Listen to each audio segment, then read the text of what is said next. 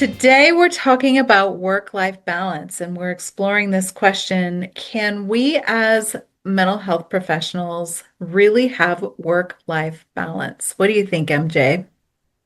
I think it's really tough, a lot tougher in actuality than we talk about in hmm clinical programs and even in consultation groups and with each other. How about you?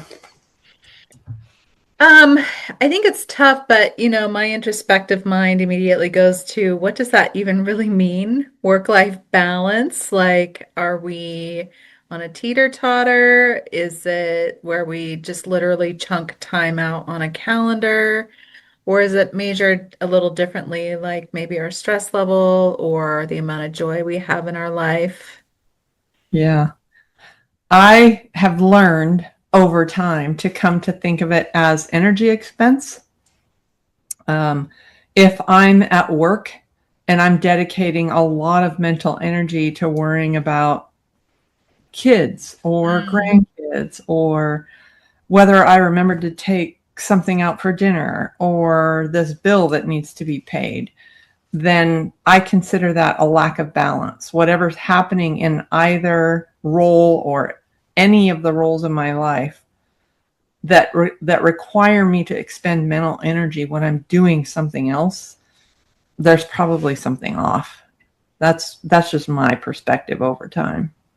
So you measure work-life balance in the sense of mental energy, how much mental energy you're spending on something at a time.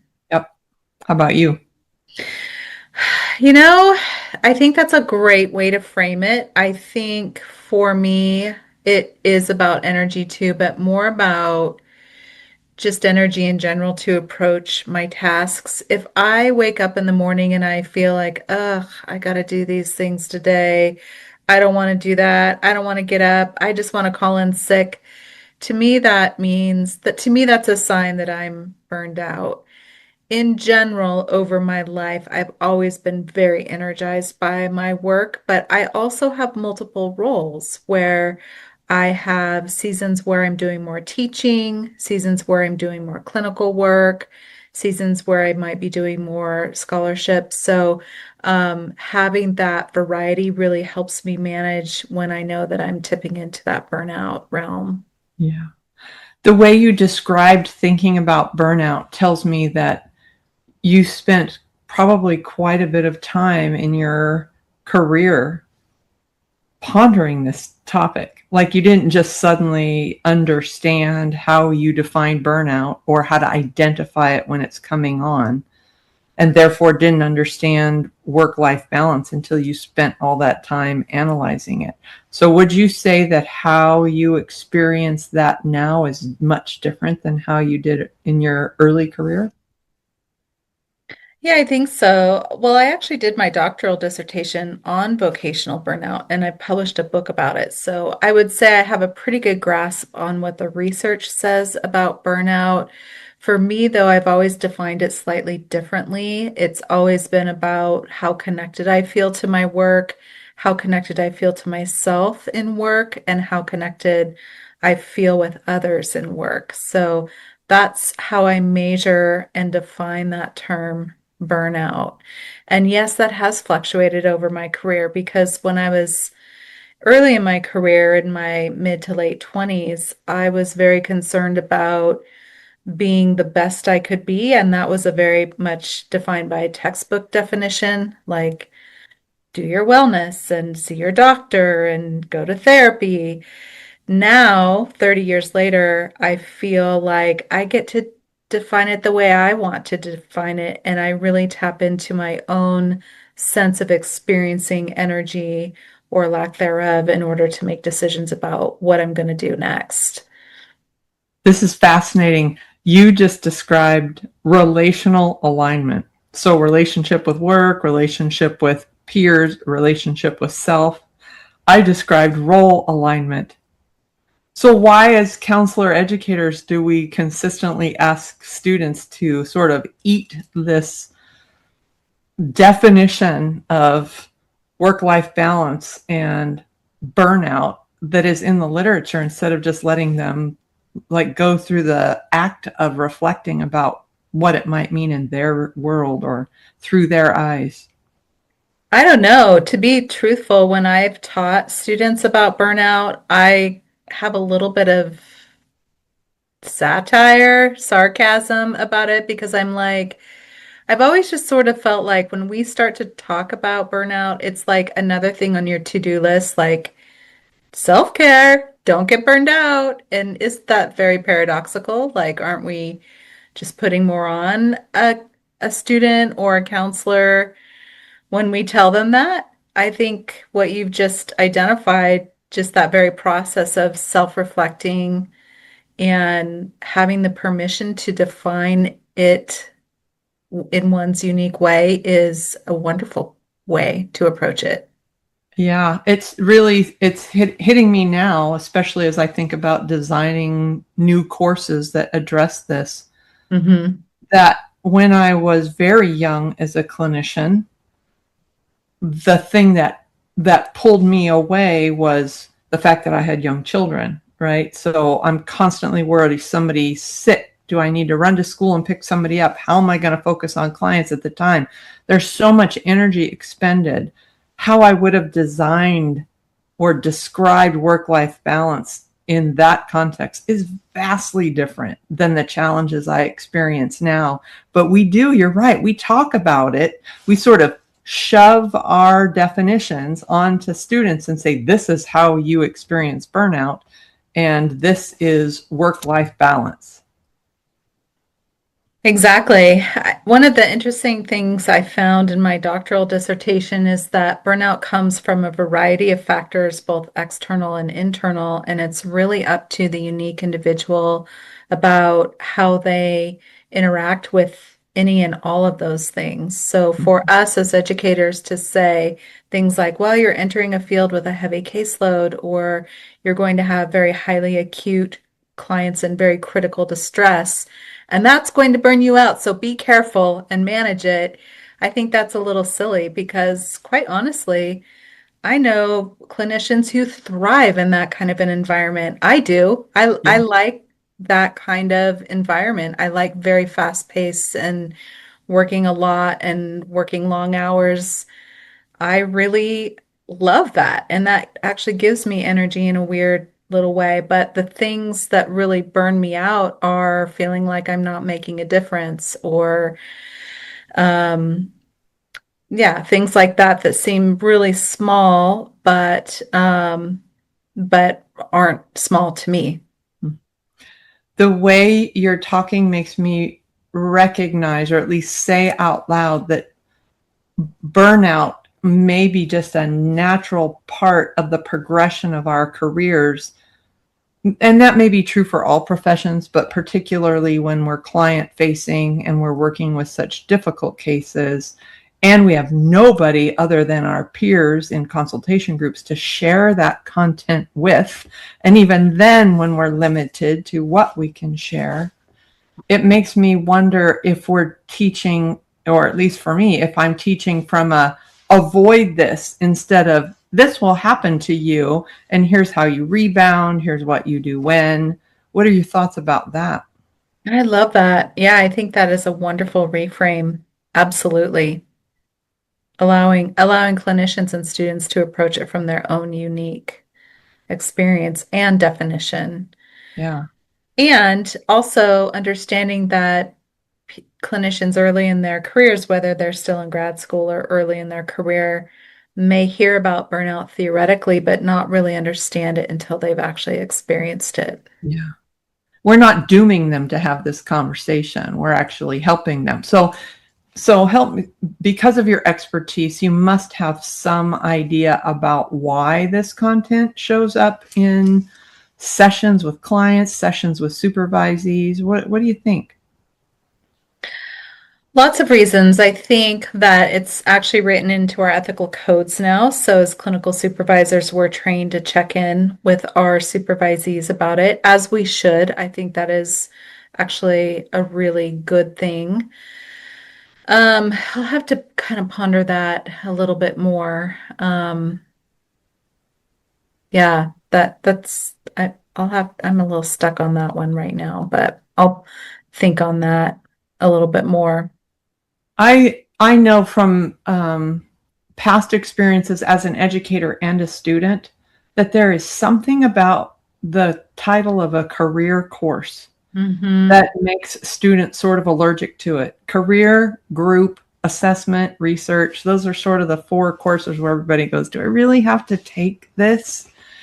And I find that so interesting. It tells me that as a profession, counselor educators might not be fully taking advantage of or applying the knowledge that they get from their work with clients who talk about career Hmm. into the classroom so that we can educate students and supervisees about how meaningful career topics are when they come up for our clients and supervisees. Absolutely. Yeah. MJ, do you think that clinicians are prepared for these conversations about burnout and vocational distress and career? I would say that they have the skills, the counseling skills to host any conversation well, but I do not think most of them remember by the time they get to become professionals conversations about assessments or the types of interventions they can use to help somebody really process issues related to career. I think they, because we've taught them to have very finite ideas about burnout or career life balance, they are in essence regurgitating that content perhaps in sessions and not really exploring as much as they could or evaluating their clients' Hmm. perceptions of work life balance as much as they could. So I really see this as a top down problem. We could educate better. Absolutely. And kind of bringing it back to home, what are some things you've had to shift in your life or even let go to find more of work-life balance as you define it? This is going to sound really funny because it's not a statement about blaming clients. It's more a statement about my awareness of the reality of working with clients. When I really made the most significant shift is when I recognized that I was giving lots more energy to client treatment than they were putting into their own treatment. So if I'm spending, even if it's just a few thoughts at a time, all throughout the day and evening about, I wonder if they did their homework. Are they okay? Are they safe? Do they like the therapy work they're doing? Are they going to complain about something I have done? What will that mean? I was putting all this energy into them and thinking early in my career that they were putting all of that energy into uh, the same like time commitment into their treatment. I learned within the first few years that that was not true. Did they appreciate good therapy? Absolutely. But once they were done, they were done. And they didn't have to give 1 second of thought about me because that wasn't their responsibility. When I put boundaries around that time so that they didn't sort of usurp my thoughts or I didn't give them mind space when I left work, that was the turning point for me. What you said earlier about mental energy really, really crystallizes because for you, it sounds like you were spending a lot of mental energy thinking about your clients outside of the work, which you then connect with feeling that sense of energy drain or fatigue, whether it was emotional or physical fatigue or both. Yeah. What about you? What have I had to give up Yeah. to find balance? Well, I'm just gonna be honest. I am probably a workaholic. Actually, I'll just say it, I am. I find joy and energy in work. So I have developed other hobbies and activities outside of work, and that's been really fulfilling and wonderful. And to be quite honest, I love creating and engaging with people, engaging my mind. So that's what gives me energy. And I've learned to, instead of judging myself for my workaholism, actually, I probably even shouldn't use that term. I should probably use the term uh, work positive. Work passion. Yeah. I've just learned to tap in myself of when I can push the gas down and say, go, let's do this project, let's do this thing, let's take on more clients. And also, I've learned to tap in and really be aware of my energy of when I need to say, I need a break, I need to say no, I need to clear my clinical schedule for the next couple of weeks or taper down. So, but it has taken me a very long time to do that. And I would say another growth edge for me is literally just learning how to say no without any guilt or even trying to find an alternative for someone when they ask me to do something to just say, I'm sorry, I can't do that for you right now. I wish you all the best. You're describing that sense of responsibility, like because they asked me, it's Hmm. my responsibility if I can't do the job to help them get the job done anyway, which Exactly. requires more mental energy. I 100%. know it's a simple thing to say, but it's so hard often to do it. Hmm. You talked about the value of creativity and how being creative matters even in your work, not separate as a hobby, but in your work, being creative. Talk a little bit about the kind of language you hear when folks end up talking about career related issues or work life balance. Well, first of all, I always ask my clients very intentionally, but I will say too, my practice, my clinical practice is really focused on career and vocation.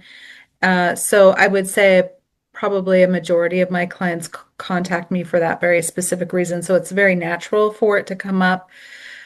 So asking first and then listening for things like, I just feel so disconnected. I'm tired all the time. I have this boss who just triggers me. I have this team where I feel like I'm just sort of a pariah. I don't belong. I don't feel respected at work. I'm having anger outbursts. I come home and I want to eat too much or drink too much. Those are all clues that what's happening in the vocational life may not be 100% satisfying or helpful for your client. And this course, talk about the kinds of content that our students can actually take and utilize quickly. I think the first module is, which is about differentiating burnout from clinical depression, is probably one of the most practical tools because many clients do come in saying, I'm depressed, I feel hopeless, I feel stuck, I'm unmotivated, I'm eating too much or eating too little, I don't want to go to the gym.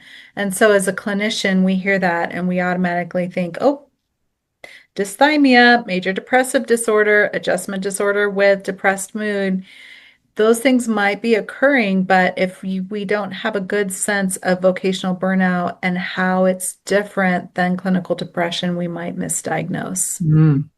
So, right off the top, before they're even planning treatment in this first module, they're able to start identifying that differentiation between particular disorders. Absolutely. This is what we teach students, right? All the time Mhm. is you have to have an accurate case conceptualization before you start writing a treatment Mhm. plan. So it sounds like you started in that space right off the top in module 1. Yeah, exactly. This is very fascinating. So, do you think any clinician who's interested in this topic also will learn about themselves as they're taking a course that's, or maybe their supervisees as they're taking a course that's focused on working with clients who have career issues? I hope so. All of our courses at the Counselor Edge are designed to be very self-reflective to build the person behind the practice. So, yes, I would hope so. And I'd love to hear from any learner who's taken the course to say, hey, this worked, or build a little bit more here, or put this content in here, or here's how I really was challenged or changed as a result of the course. Yeah. This is all such useful information. I wonder if you had just last tips for clinicians who might be listening to our conversation today, specifically about creating work-life balance, what would you suggest? I would suggest, and based on our conversation today, work-life balance is your own thing. You get to define it, and so do that. Define it for yourself, and that might shift throughout your career as well. Give yourself permission to engage in the things that give you energy, that restore your energy, and we all have to work. We all need paychecks. So I'm not suggesting that you just quit working and go find your joy unless you can do that. If you can, awesome. Take us, I'm all for sabbaticals, but also don't learn to tap into your energy, your whole energy, and especially energy that comes or that's taken away from work, and let that be a teacher to you so that you can really make good decisions that benefit you now and in the future. Yeah. How would you answer that question, MJ? Well, I'm a big fan of trusting your instinct. Mm-hmm. And I think, interestingly enough, that we work in a profession in which other organizations, professional associations, licensure boards, insurance companies are constantly making us doubt ourselves. And so, my suggestion, and this is true broadly, is trust your gut, do the gut check. Start to recognize when your shoulders come up and when your stomach starts to hurt and when things feel awful and when you're starting to feel like you're losing your mind, and start looking around and going, why is this happening? And anytime you're in a work related situation in which you start feeling that gut thing happen, just stop, just pause. We have more time than people would like us to believe we do. And just wait and talk to other clinicians and consult and get some feedback from people you trust, because more than likely you're in this profession because you have a good sense of yourself and a good sense of people, and we want you to trust that.